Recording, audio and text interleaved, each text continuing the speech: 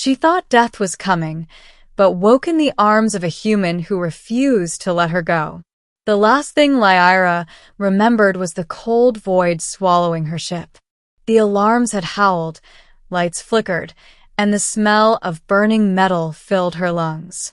She had been pinned beneath a twisted support beam, blood spilling from a wound she couldn't see. The stars had blurred. Her breathing had slowed. In the haze, she'd accepted the truth. She was going to die alone, drifting between suns that had no names in her language. But instead of darkness, warmth came. When she opened her eyes again, it wasn't the sterile glow of her ship's med bay. She stared at a rough ceiling, faintly glowing with amber light. Her body felt weightless for a second, then heavy, like she'd been pulled back from the edge. Something strong pressed against her side, but it wasn't metal or wreckage. It was flesh, solid and warm.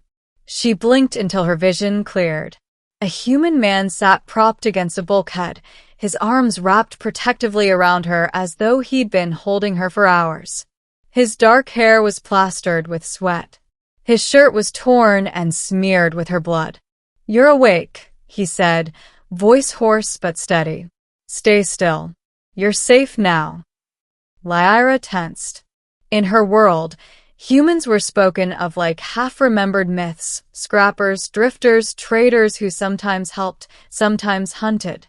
Her people rarely ventured this far into contested space. Why?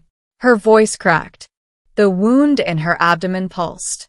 "Why are you helping?" His eyes softened. "Because no one else did."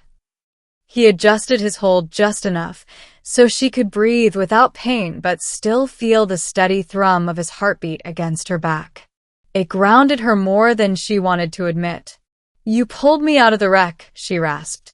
"Dragged you," he corrected gently. "Barely made it before the fuel cells went." She remembered an explosion, a brief flash of gravity twisting wrong, then nothing. The others?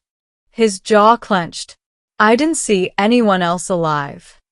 A tremor ran through her chest. Her squad, her sisters, all gone. She would have folded into herself then and there, but his arms tightened, wordless, as though he could keep her from falling into grief. "Easy," he murmured. "I've got you." The words were simple, but the tone, the raw, human refusal to let her slip away, hit harder than the pain. Hours passed. Lyra drifted in and out of consciousness. Each time she woke, she was still in his arms. He'd cleaned the wound as best he could, binding it with a strip of his own shirt. The small survival shelter they'd crashed into hummed faintly with recycled air. He must have activated a beacon, but in this sector, rescue is uncertain. She studied him when she could. His hands were calloused like a mechanic's, but steady. His face was lined with exhaustion, but not cruelty. His scent, smoke, sweat, a trace of iron, was foreign but not unpleasant. When she finally found her voice again, she asked, "What is your name?" "Kaylin." "Lyra," she said softly. "Lyra," he repeated, careful with the syllables. "You're going to make it. You don't know that." "I do," he said with quiet certainty, "because I won't let go." As the cycles ticked by, Kaylin tended to her like she was something precious, not an enemy soldier. He gave her sips of water, forced her to eat ration paste. When she shivered, he shared his thermal blanket. At first, she hated needing him. Her people prized independence. She had been a scout, swift and solitary. Now she was broken, leaning on a stranger. Yet something in his unwavering presence dulled the edge of shame. He never looked at her like a burden. He looked at her like someone worth saving.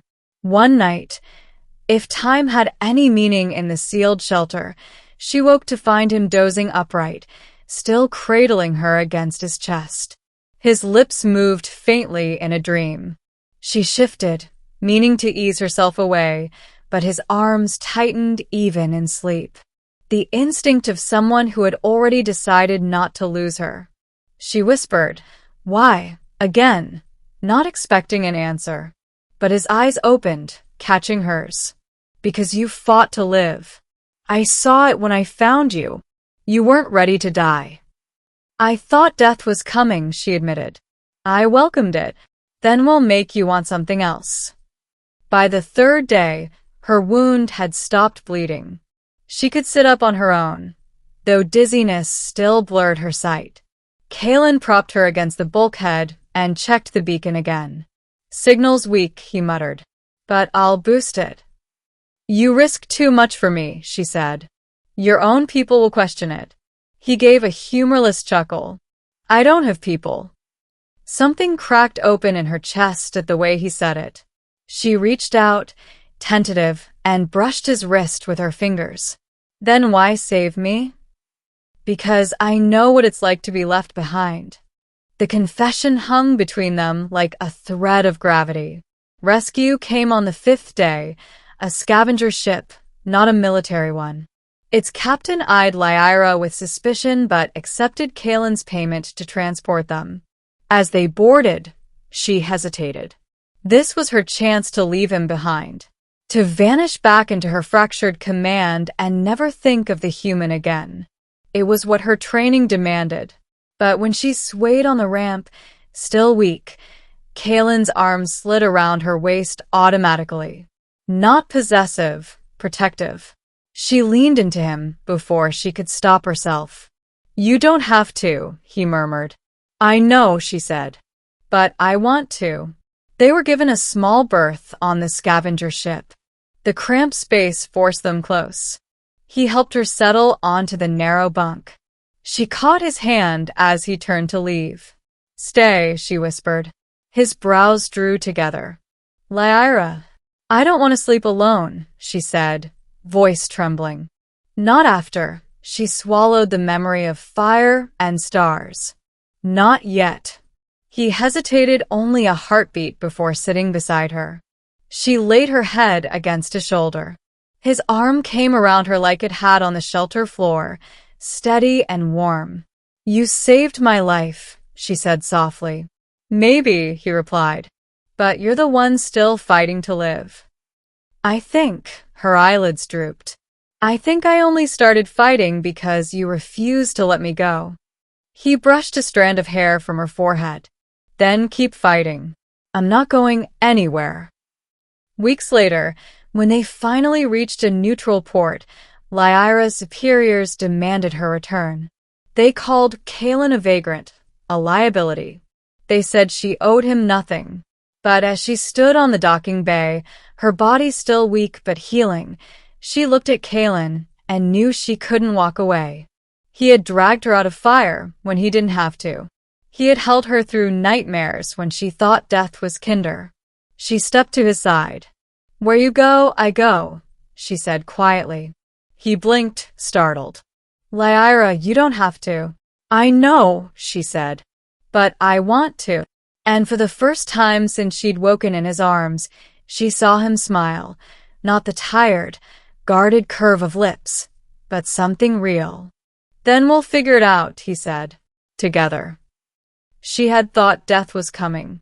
She had thought she'd vanish into the void, nameless and alone. Instead, she'd woken in the arms of a human who refused to let her go, someone who had reminded her, in the darkest place, what it meant to want life again. As the port lights glimmered like distant stars, she squeezed his hand. Whatever storms lay ahead, she would not face them alone.